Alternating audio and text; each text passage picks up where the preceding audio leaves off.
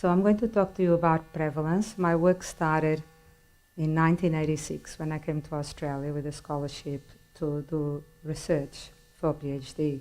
And we know that in most countries, 1 in every 5 people experience severe anxiety or depression throughout their lifetime. The high-risk times are transition into adolescence, hormonal changes, having a child, menopause, or retirement. Those are high-risk times. But all throughout life, most families have at least one person that has experienced severe anxiety and depression. So it's not a stigma because it happens to 20 to 25% of the population. So we know that so many children and so many adolescents, so many adults experience anxiety and depression. However, when we look at who seeks help, only 3 in every 100 people in average, so 70, many people go throughout life without ever talking about it or seeking help or developing skills to be able to cope. So knowing that about 20 years ago, there was an investment in looking for prevention. What can we do to prevent the onset of anxiety and depression? What can we do for people, for children, for families to prevent this? And there were some allocation of funds towards developing research projects in schools, because the idea was if children and adolescents and adults don't come to us, we can go to them. We can go to schools and give children skills to help them become resilient and strong in the face of adversity and be able to cope in positive ways. And not just in schools, but also go to the workforce and go to other organizations where adults are dealing with difficulties and being able to develop coping skills. So there's another very powerful idea developed by James Ackerman,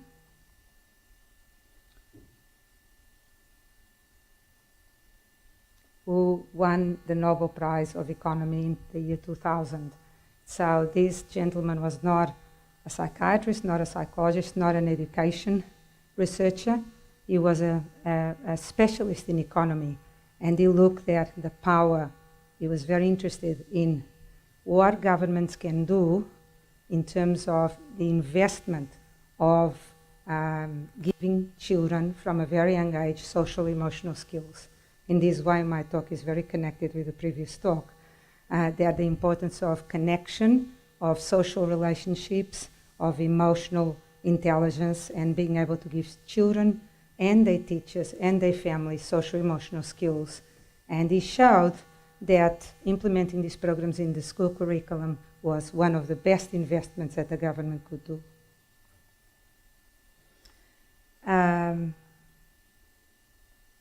We also know from many research studies that are present up there that giving children social emotional skills has got a very significant impact on academic outcomes, on reducing bullying in schools, on social relationships within the school environment, and also in terms of their ability to believe in themselves and to be able to make wise choices, career choices, or just pure relationships with their family, with their teachers, with their schools. The World Health Organization has repeatedly said in numerous conferences that the highest risk issues in Western society are obesity, type 2 diabetes, lifestyle diabetes, anxiety and depression. And these are going to be the greatest source of expense for governments in the next 50 years. So if we know this, it's our ethical obligation to try to address what we know it's going to be growing in our communities. And my area, my passion is to treat and prevent anxiety and depression, and also to promote resilience in school communities, in children and families and adults. I'm very proud to say that a few years ago, Corrective Services in Queensland has implemented our adult resilience program in all the jails in Queensland. And more importantly, that the inmates love doing the program. They love receiving those skills, and they're very enthusiastic and positive and welcome learning those skills because it's phrased in the positive. What can we do to give you power and to give you skills so to improve your life rather than what's wrong and what's missing. We go and approach it from a positive way, giving resilience to people. Okay, so what is resilience? This word is very, very popular, and it's very trendy to talk about resilience. In the Oxford Dictionary, they say it's the ability to overcome adversity in a positive way. But I've always thought that it's also the ability to become strong by embracing change and by being able to face new challenges and opportunities. Both things, overcome adversity, but also have the strength, the inner strength to embrace change and to embrace opportunities. That's also being resilient. Nelson Mandela said, we never lose. We either we win or we learn. That's a very powerful statement. Okay, so what do we teach children in these social and emotional resilience programs? We teach them about feelings, that all feelings are okay, and that we can communicate about our feelings. And we also teach them about empathy training, the ability to feel what other people are feeling, and other living beings are feeling, because we all feel the same way. And what can we do if we put ourselves in their place? What can we do to help them feel better? What can we do to help? Then we also teach them relaxation techniques and breathing techniques that all sports athletes learn. And they're very brief and they work, like doing deep breathing, relaxing your muscles, etc. We teach them how to change their thinking, because everyone has negative thinking sometimes and helpful thoughts, and how to change those unhelpful thoughts into helpful thoughts, into powerful thoughts. We teach them how to face challenges in small steps so they feel strong to proceed and to get to the end result, to break challenges into small steps and face them rather than avoid them. We teach them how to reward themselves, and when we hear about rewards, we always imagine material rewards and things that you can buy, but we really focus on interpersonal rewards, spending time with people that are very valuable to you and that you have fun with, and having shared experiences. It doesn't need to be an extraordinary event like going overseas, but it can just be sharing a meal together, or playing a game together, or planting a plant together. Everyone has different interests, but sharing time together, giving other people time, doing something they love is a very powerful reward. And we also teach them to practice. Resilience is a language. It's like learning English or learning Japanese. The more we practice, the better we become at it. The same thing with practicing music. So the more you practice resilience skills in your life, in your school community, in your home, the stronger you're going to be when you need to face new challenges or adversity. And also, we teach children and adults and teachers how to think about values-based role models. We really talk about values, identifying what's important in their lives, and thinking about role models that emulate those values, and also surrounding themselves with support networks like in the school community or in the family, extended family, people that can support them in what they're trying to achieve. Okay, so we show them the importance of body clues, becoming friends with your body, the importance of mindfulness and being present and paying attention with your 5 senses. We teach children, younger children, the idea of helpful thoughts, the idea of being brave, looking people in the eye, the idea of empathizing with all living beings in our environment, because we're all interconnected, we all feel the same thing. And we also teach children, on the right-hand side you can see the skills we teach adolescents, which are more complex in nature. Our programs will go across the lifespan from preschool to adulthood. And we can also teach children how to make choices, thumbs-up choices or thumbs-down choices. So you're feeling very angry, that's okay. It's okay to feel angry. You're feeling really sad, that's okay. Everyone feels sad sometimes. But can you make a thumbs-up choice or thumbs-down choice? And children really understand and connect with those ideas. So education is the most powerful weapon which you can use to change the world. And we know that we can educate people to prevent anxiety and depression and to promote resilience. These are skills that people can learn to improve their lives and to improve the life of the school community. Okay, this slide shows that the interaction between risk factors and protective factors explains everyone's emotional development and your development through life. So risk factors, these risk factors and protective factors are established by research meta-analytic studies. So they're not my choice, they're established through research. So at the moment, 2017, we know the major risk factors for emotional development are physiological sensitivity at birth, and we know that 1 in every 5 children, independent of socioeconomic status, gender, race, ethnicity, 1 in every 5 children are born more sensitive than others through heart rate, sweat index, pupil dilation, etc. We also know that at certain periods in life, in development, children and adults are more at risk, specific points in life. And we know that life events that are traumatic can be a risk factor for throughout development. But the protective factors, as you can see, is a much longer list, which is very positive. There's lots of things we can do to protect people from becoming very emotionally distressed. So the first one and most important is attachment. Being able to develop and maintain stable attachment, positive relationships, starting at birth with parents or with grandparents or with carers, and going throughout life with your peers at school, with your teachers. Stable attachments are our strongest protective factor. Followed by what we call now mindfulness, being able to pay attention with our 5 senses and being fully there in very powerful, beautiful moments when you eat. Really enjoy, look at the color of the food, the taste, the smell. When you're in nature, look at the color of the trees.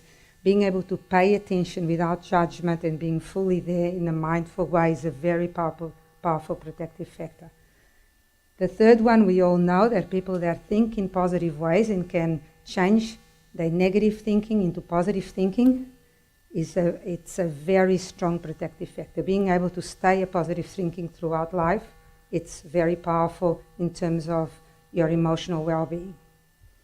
Then being able to have values-based role models and support networks, which in the school community, of course, can develop that, and we all know that schools are very powerful, protective environments for children and for the teachers that work in them, if we can hold these ideal values and having your role models, your support networks in that school or in that school community with parents and other families.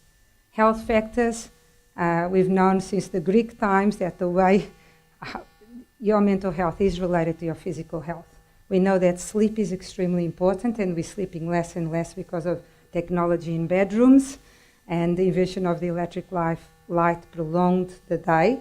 So sleep is extremely important for health. Staying active, and staying active is not necessarily being just sporty and loving to run and everything. That's fantastic, but some people are not sporty, but it's very important to stay active and to stay active for at least an hour a day. So walk to school, bicycle ride, garden, dance, but staying physically active is extremely important. And of course, what we eat is extremely important. And what we know at the moment is that reducing sugar, and especially processed sugars, which are in almost every single thing you buy these days, is extremely important for your health. And also choosing a plant-based diet is very important for your health. And there's a lot of research. If you can go to our website, and where you can find scientific articles about health and eating. So I notice I avoid the word diet, because diet is associated with food restriction. And it's not about food restriction, it's about food choice. Prevention programs have been proved for more than 30 years now that they can promote mental health and emotional well-being. There's beyond doubt the countries that really have implemented this statewide in all the schools and countrywide in all the schools are Ireland, Canada, and New Zealand, where all children do social-emotional programs as part of the curriculum, the school curriculum. And we can see gradually what the results are in terms of how this have a positive impact on the academic outcomes and the school relationships, the reduction of bullying in schools, etc. Of course, giving back to the community is very powerful, because that's the time children and adults learn that it's not just about what can my family give me, what can my school give me, what can my country give me, but the reverse. What can I give to my family? What can I give to my community? What can I give to my country? And in every community, there's many opportunities for giving back and participating, giving your time, doing charity work, I don't know, elderly people, people in hospital, animal welfare, in the environment, go in clean places, plant trees, etc. The Nordic countries have got giving back to the community as part of the school curriculum from grade 1 to grade 12. So every Friday they have to participate for a couple of hours in community-based projects.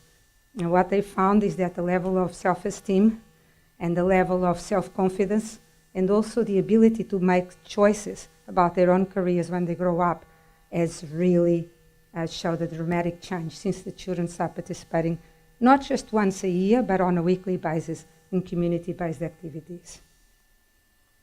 So I just would like to point out to you that we are at the point of paradigm changes in my area, which is destigmatizing mental health and mental illness and changing the statistics in Australia, which are very high for depression and suicide, especially in a young population.